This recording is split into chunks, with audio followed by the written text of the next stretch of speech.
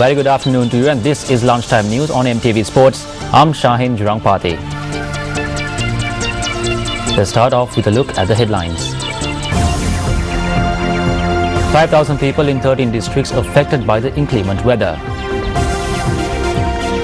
President Mahinda Rajapaksa instructs officials to provide an uninterrupted supply of fuel to the people.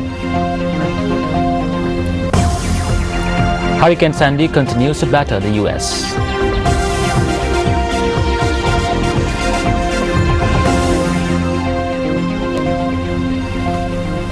Now for the stories in detail. Much attention was focused on Cyclone Neelam over the past few days. Now, News First has been keeping abreast of the latest developments. The latest we have on Cyclone Neelam is that it is now gradually moving away from the island. When we made inquiries from the Met Department in this regard, they said that the cyclone is now heading north towards India. These are satellite images obtained this morning. The Met Department noted that the cyclone, which is located off the northeast coast of the island, is gradually moving away. The department noted, however, that the effects of the cyclone may have an impact on the island. Rough seas were experienced in the northern and southern coastal areas during the past few days owing to Cyclone Neelam. Moreover, heavy rains were also experienced. However, with the cyclone moving away, the rains have also eased.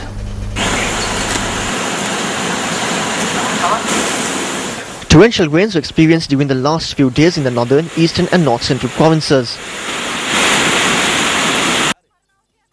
Owing to this, several areas experienced floods. However, according to the Met Department data, there has been a significant decrease in rainfall today compared to yesterday.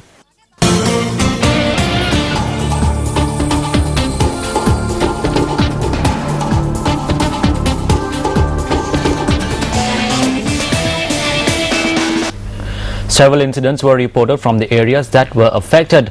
Owing to a landslide threat, the authorities were forced to close the Gautami Balika Vidyalaya in Kandy today. This was the situation close to the Gautami Balika Vidyalaya in Kandy today. Chief Minister of the Central Province Sarath Ekanaika said that students were directed to other schools owing to the threat of landslides. Meanwhile, 14 families from the Unit U in Nuwara Eliya were evacuated owing to the threat of landslides. A correspondent noted that they are currently being housed at the Nuwara Eliya Buddhist Center. A correspondent noted that the remaining villagers have also been told to evacuate. Now, this is what the Disaster Management Center had to say about the current situation. As per the Meteorology Department, the cyclone is moving away from Sri Lanka. So since day before yesterday, there was a heavy rain all over the country. So it was reported around 13 districts affected with the heavy rainfall and some rockfall and landslide. So at the moment, 49,788 people are known to be affected in those 13 districts, and house damage were reported as 65 full damage and 488 partial damage due to heavy rainfall. So IDP camps, 24 IDP camps located in 13 districts, 13 districts affected, but Mullaitivu district was the worst affected with the heavy rainwater. It was not affected by the river water and river flooding or something, but affected with the rainwater, and 4,411 people were displaced and located in 24 IDP camps. The relief schemes had already been started with the help of Ministry of Disaster Management Center, and under the supervision of district secretaries. So we are monitoring the situation with the help of technical agencies and giving the technical inputs to the people before a very good time, before a lead time. So it is continuous basis in 24 hours. Thank you. In more local news, President Mahinda Rajapaksa has instructed the relevant officials to resolve the issues delaying fuel imports and provide an uninterrupted supply of fuel to the people. The President made this statement at a discussion with officials of the Ceylon Petroleum Corporation and the Electricity Board held at Temple Trees yesterday. The President further stated that it is imperative that the authorities come up with a system to keep the Sapukaskanda refinery operational. The President's media unit said that discussions were also held on reducing the massive losses being incurred on oil imports and electricity generation. Ministers Susil Premajayanta, Dinesh Gunawardena, Basil Rajapaksa, Shampika Ranawaka and senior officers of the Ceylon Petroleum Corporation and Electricity Board were present at this discussion.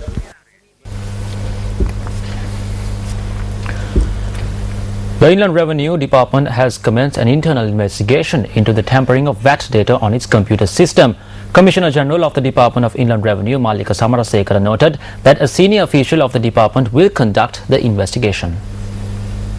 Samarasekar said that a complaint was made with the police based on complaints by the relevant divisions with regard to data tampering. As a result, the Criminal Investigations Department arrested 2 persons connected with the scam. Samarasekar added that the CID is continuing with its investigation. Still in local news, 5 fishermen who were lost at sea have been rescued after 62 days. They had set off to sea from Negombo and their vessel had run aground off Mullatiyo. The police noted that the fishermen had been rescued with the assistance of the army and the people in the area. According to the police, they are in good health. The fishermen are reported to be from the Karativ area in Putlam. They had been lost at sea as their vessel had developed an engine malfunction and had been drifting. The fishermen had set off to sea on the 30th of August. 6 persons were arrested in Hungama with a large stash of counterfeit 100 rupee notes amounting to 550,000 rupees. Police media spokesperson SSP Prashant Jayakodi said that equipment used for printing, including a computer, had been seized.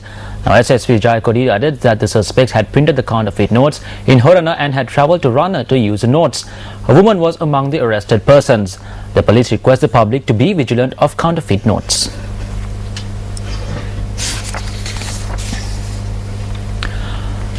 A 12-year-old student has died after falling off a bicycle close to the Walasmulla police station. The police said that a student who was heading back home after attending classes had met with a tragedy last evening. Now, the student succumbed to his injuries upon being admitted to the Matara hospital. The victim was a resident of Oluara in Walasmulla.